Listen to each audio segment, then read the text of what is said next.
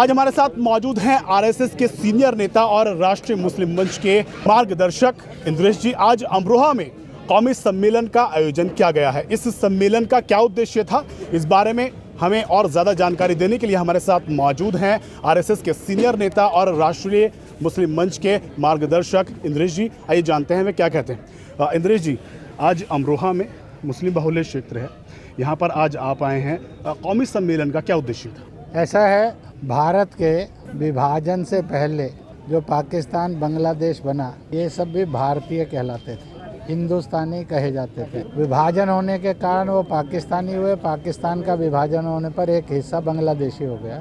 हमने ये कहा है कि इस देश के 99% से अधिक लोगों का डीएनए एक ही है। डीएनए के 3 आधार होते हैं। एक तो उनके पूर्वज किस वतन के रहने वाले हैं, तो पीछे पीछे जाएंगे 500 साल या 5000 साल पहले, यहाँ का चाहे मोहम्मद दीन है, चाहे मोहनलाल है, चाहे रेवरेंट है, चाहे राम सिंह है, वह सब हिंदुस्तान के ही रहने वाले थे।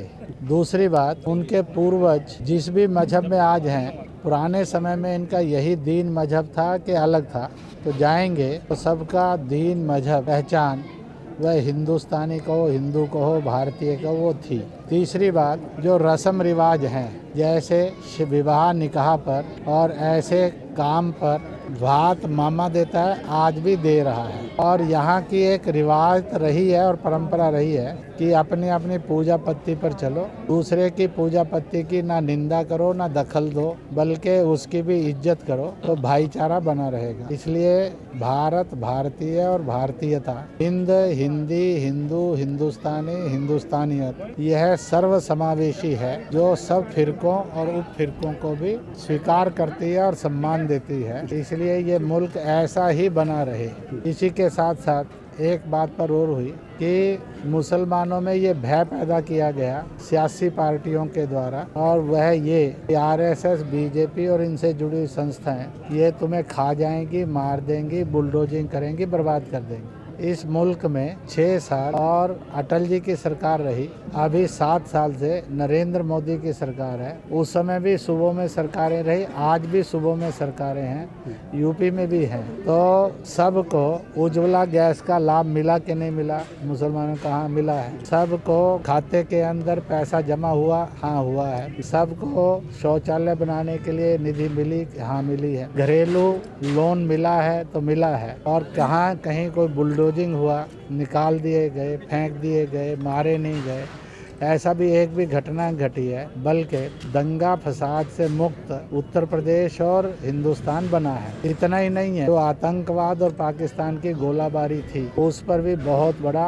विराम लगा है। चीन को भी सबक दिया। और मुस्लिम महिलाएं तो विशेष रूप से कह रही हैं कि सच्चा इस्लाम तो योगी मोदी के समय में आया, जब 3 तलाक जैसी गैर इस्लामिक बुराई से और जहन्नुमी काम से औरतों की हिफाजत हुई। और इतना नहीं है, मर्द भी बोलते हैं कि हम भी जुल्म के रास्ते पर चलकर और जहन्नुम के रास्ते पर बढ़ रहे थे, हमें भी जालिम बनाने से बचाया। इसी तरह से रसूल का दिन और नबी के जन्मदिन के रूप में बनाया जाए, इसकी धूमधाम वाली ईद उल मिलादुन नबी भी हिंदुस्तान से जन्मी। और इसलिए एक सवाल तलाश रहे हैं, वह ये है कि जिनको वोट दिया, जिन्होंने हमें भड़काया और जिनसे नफरत करवाई, उनसे मिला क्या?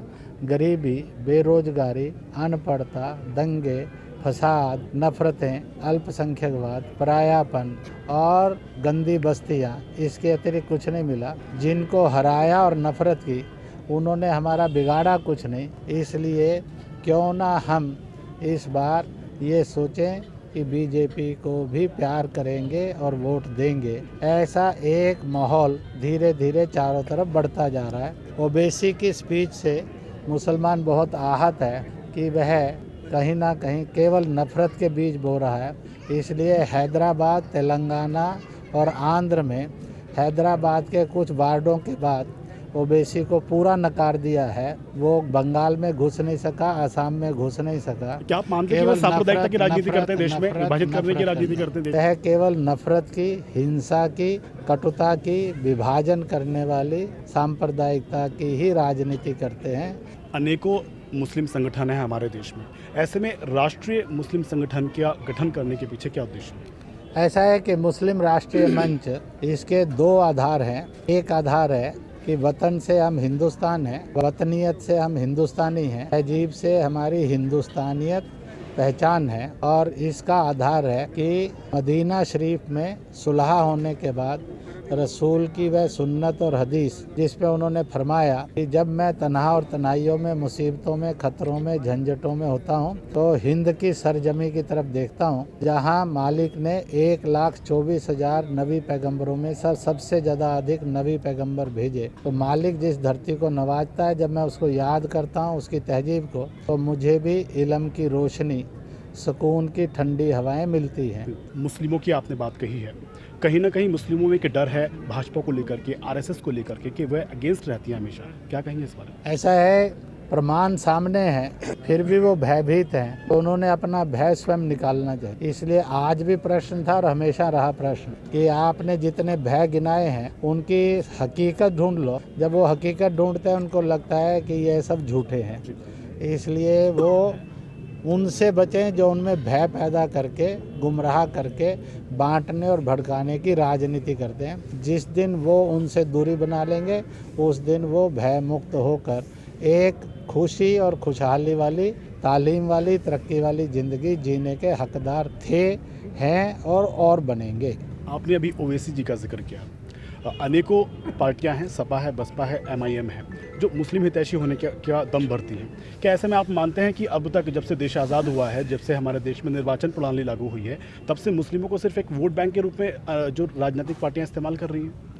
ऐसा है, बाकी सब राजनीतिक दल मुसलमान को ना इंसान मानते हैं, ना हिंदुस्तानी मानते हैं, ना मुसलमान मानते हैं। वो केवल वोट मांगते हैं और जिनको चुनाव में खरीदने और बेचने का धंधा वो करते आ रहे हैं। हमारा कहना है कि आप कोई भेड़ बकरियां नहीं है, जीव जंतु नहीं है, वोट नहीं है, आप एक सच्चे मुसलमान, एक अच्छे हिंदुस्तानी हैं। ऐसे खुददार बनकर जियो और चुनाव की राजनीति के हथकंडे बनकर नहीं, इस देश के और मजहब के अच्छे इंसान बनकर जियो। तुम्हारी किस्मत निश्चित रूप से बदलेगी। यह उनको समझाने में सफलता भी है और आज इस रास्ते पर लाखों मुसलमान, करोड़ों में ये पैगाम लेकर घूमते हुए दिखाई दे रहे हैं।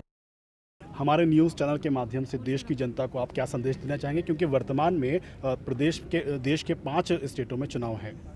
ऐसा है, मैं चुनाव हैं तो भी, चुनाव नहीं है तो भी पहली बात ये कहूँगा, मजहब नहीं सिखाता आपस में वैर करना। इसलिए मजहब के नाम पर नफ़रत नहीं, हिंसा नहीं, दंगा नहीं, भाईचारा और सद्भाव आना चाहिए। इसलिए इसका हमारे का कहना है कि अगला मिशन है नफ़रत नहीं, मोहब्बत, हर हालत में मोहब्बत, हर कीमत में मोहब्बत। यह हम सब का साझा सफ़र रहे। जात में छुआछूत नहीं, सब जात ईश्वर से दी हुई हैं, इसलिए किसी को अछूत मानकर, हीन मानकर दुर्व्यवहार नहीं करना। सब मालिक से हैं, इसलिए औरत पर 3 तलाक या बाकी रूप में जुल्म नहीं करना, बल्कि उसी के कदमों में माँ के रूप में जन्नत है, उसको इज्जत और सलामती देना। प्रदूषण नहीं, पर्यावरण, पेड़ लगाना, जल बचाना, प्लास्टिक से दूरी रखना और गंदगी नहीं करना। जो गरीब है, दुखी है, पीड़ित है, कमज़ोर है, असहाय है, निर्बल है, किसी जात का, किसी पार्टी का, किसी जुबान का और किसी भी मजहब का हो, सबकी मदद के लिए हाथ आगे बढ़ाना। कोई ना सोए भूखे पेट, कोई ना रहे नंगे बदन, ऐसा हिंदुस्तान बनाना, यह हम सब मिलकर बनाएंगे और होंगे कामयाब एक दिन, इस भरोसे के साथ। जय भारत, जय हिंद। ये थे आरएसएस के सीनियर नेता इंद्रेश कुमार जी, जो कि दावा कर रहे हैं कि देश के भाईचारे को मजबूत करना ही उनका उद्देश्य है। वीडियो जर्नलिस्ट मोहम्मद मशकूर के साथ आशुकिन कुरैशी, JPN 7।